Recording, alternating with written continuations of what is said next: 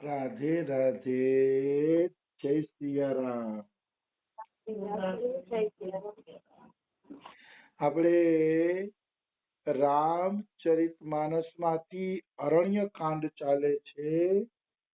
અરણ્ય કાંડમાં આપણે આગળ વધીએ તો રામજી સરભંગ ઋષિના આશ્રમમાં જાય છે અને સરભંગ ઋષિના આશ્રમમાં જઈને રામ એને દર્શન આપે છે.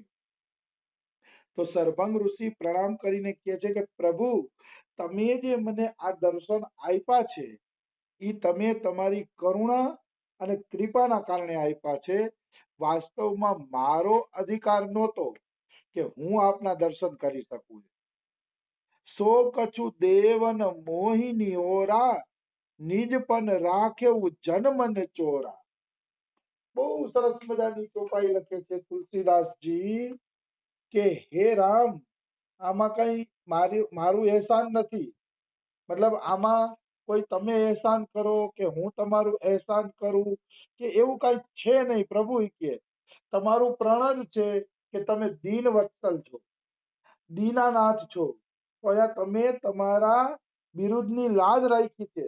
એમાં મારા ઉપર એહસાન નથી કર્યો કે મેં ભજન કરીને તમારા ઉપર એહસાન નથી કર્યો.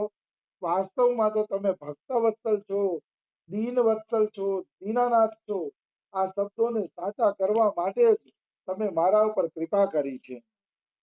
અને હું તો પ્રભુ દીન છું જ. મારામાં તો દીનતા સિવાય કે પ્રભુ કઈ છે જ નહીં. નિજ પણ રાખ્યું એટલે તમે તમારી પ્રતિજ્ઞા જ રાખી છે, તમારા નામની લજ્જા જ રાખી છે કે બીજું આમાં મને કઈ દેખાતું નથી. તો નિજ પણ રાખ્યું જન મન ચોરા. તમે છે ને પ્રભુ ભક્તોના મનને ચોરવા વાળા છો. ભક્તોનું મન તમે સરસ રીતે ચોરી લ્યો છો કે એટલે તમે જન મન ચોરા છો. મતલબ ભગવાનનું એક જ કામ છે, પોતાના ભક્તોનું મન ચોરવું. આ એક જ કામ ભગવાન કરે છે, બીજું કામ ભગવાન કરતા નથી. ભગવાન અસુરો મારવાની લીલા કરતા નથી, કારણ કે અસુરો તો ભગવાનના જે પરિકરો છે એ જ મારી દે છે. મૂળ તો ભગવાન ભક્તોના મનને ચોરવા માટે લીલા કરે છે.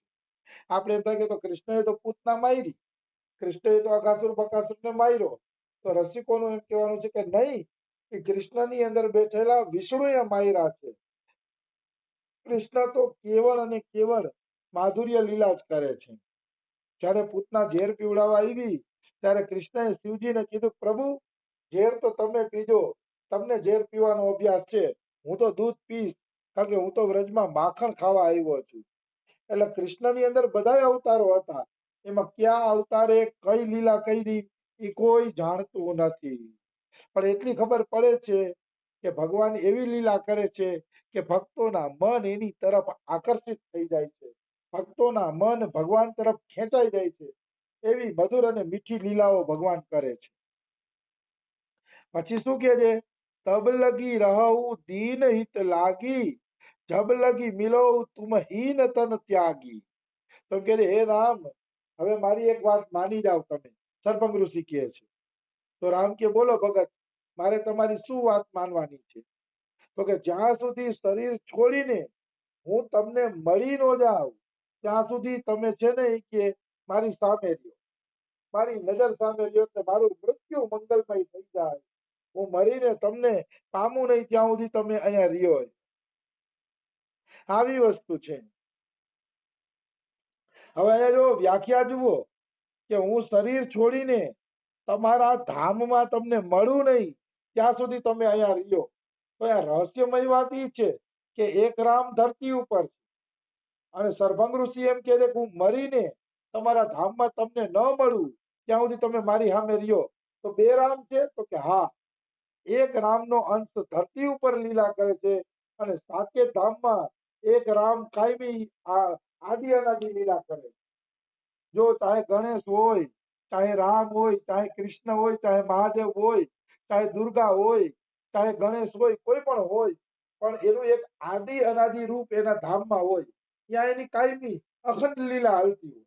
અને ધરતી ઉપર તો એનો એક અંશ આવીને લીલા કરે છે.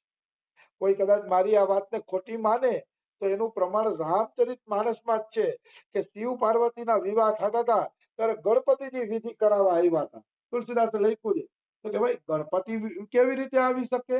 શિવ પાર્વતીના દીકરા જ ગણપતિ છે. તો કે એવું મનમાં ન વિચારતા તુલસીદાસ કહે દેવતાઓ આદિ અનાદિ હોય છે. મતલબ ગણેશ ભગવાનનો એક લોક છે, એ લોકમાં ગણેશ ભગવાન કાયમી માટે નિવાસ કરે છે. ધરતી ઉપર શિવજીના દીકરા તો એનો એક અંશ જ બન્યા હોય. જ્યારે જરૂર પડે કે ધરતી ઉપર ગણેશજીની જરૂર છે ત્યારે ગણપતિ ભગવાન એક અંશેથી જન્મ લે, શિવ પાર્વતીના દીકરા બને અને લીલા કરે.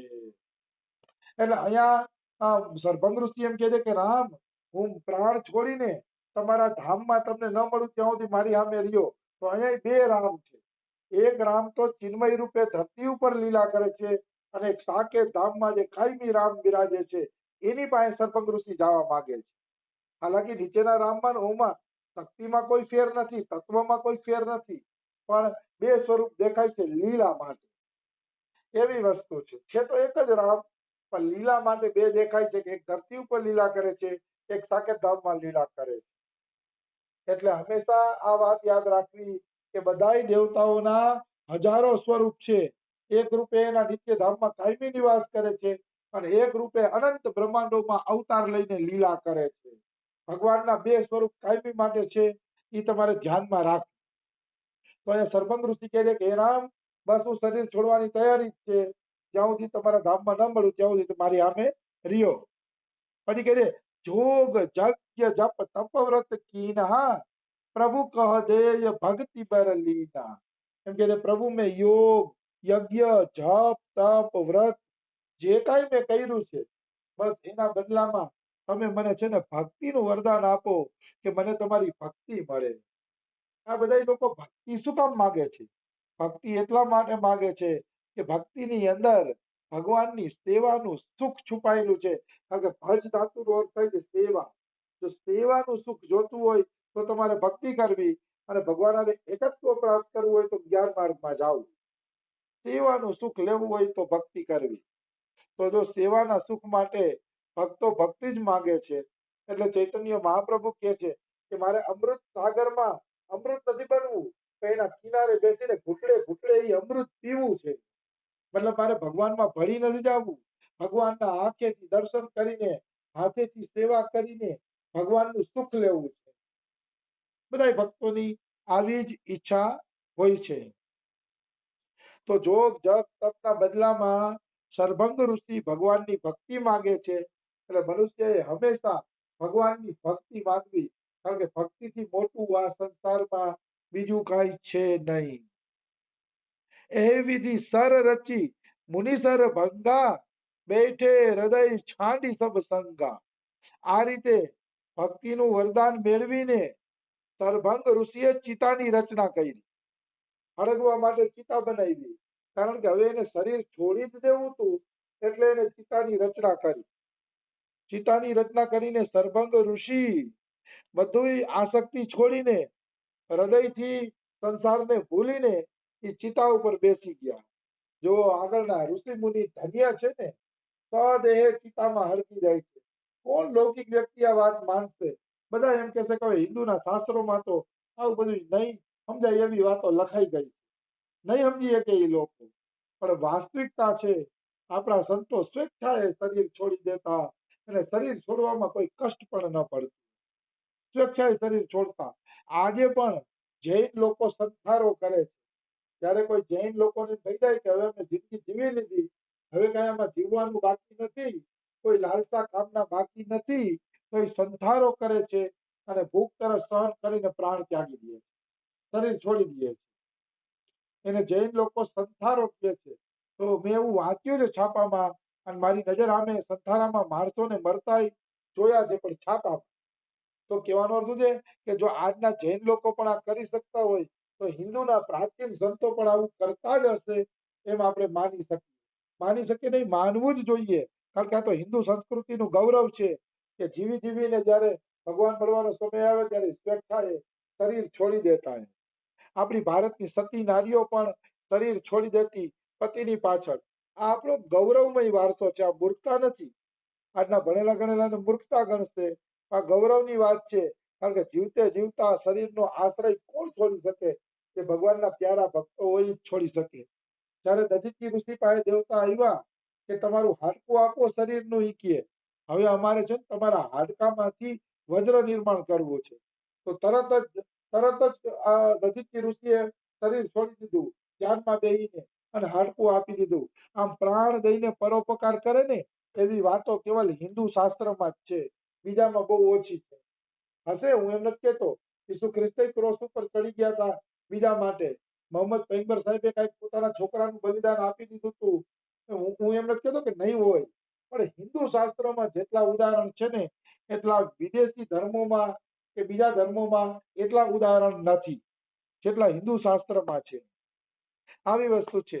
હિન્દુ શાસ્ત્રનું પહેલેથી જ શિક્ષા રહી છે કે બીજા માટે, ગૌ માટે, પરોપકાર માટે આપણા પ્રાણનું પણ બલિદાન આપી દેવું. એટલે સૌરાષ્ટ્રમાં જો વાસણા દાદા થયા છે. વાસણા દાદાએ ગાયો માટે પોતાના પ્રાણ આપી દીધા, તો દાદા તરીકે પૂજાય છે આખા સૌરાષ્ટ્રની અંદર. તો મારો કહેવાનો ભાવ છે કે આ હિન્દુ સંસ્કૃતિ છે, એમાં મનુષ્ય પ્રાણનો પણ મોહ નથી રાખતો, પરોપકાર માટે, બીજા માટે. તો સરભંગ ઋષિએ સીતાની રચના કરી, એને પ્રાણોનો મોહ નથી. એને ખબર છે કે સામે ભગવાન છે, અને મૈરા પછી સાકેતમાં જાય ત્યાંય મને ભગવાન મળશે. પછી કોણ આ શરીરમાં મમતા રાખે? આ હાડકા ચામડાનું હળેલું શરીર, અને એમાં અનેક પ્રકારના રોગો ભરેલા છે, એવા શરીરમાં કોણ મમતા રાખવા નવરું છે? રાખવી જ ન જોઈએ. એમાં કોઈ એટલે કોઈ શંકા નથી. આવી વસ્તુ છે. પછી કે છે સીતા અનુજ સમેત પ્રભુ નીલ જલદ તનુ શ્યામ મમ હિય બસવું નિરંતર સગુણ રૂપ શ્રી રામ. છેલ્લે છેલ્લે માંગણી કરે છે સરભંગ ઋષિ કે સીતા અનુજ એટલે લક્ષ્મણ સમેત પ્રભુ, સીતા, રામ અને લક્ષ્મણ ત્રણેય જણા મારા હૃદયની અંદર સગુણ રૂપે બિરાજમાન થાવ. સગુણ રૂપ શ્રી રામ, ચલો મતલબ સગુણ રૂપે બિરાજો. હે પ્રભુ, નિર્ગુણ પણ તમારું રૂપ છે, પણ મારે નિર્ગુણનું ચિંતન કરતા મરવું નથી. મારે મરવું છે તો મારા હૃદયમાં રામ, જાનકી અને લક્ષ્મણની ઝાંખી હોવી જોઈએ. એના દર્શન કરતા કરતા મારે પ્રાણ છોડવા છે. સગુણ રૂપને યાદ કરતા કરતા પ્રાણ છોડવા છે. પ્રભુ, મારે નિર્ગુણને યાદ કરીને પ્રાણ નથી છોડવા. તો અહીંયા પણ વાત સાચી છે. કારણ કે નિર્ગુણનું ધ્યાન કરતા કરતા પ્રાણ છોડવા કઠિન છે. જે નિર્ગુણ જ છે એનું ધ્યાન કેવી રીતે કરવું?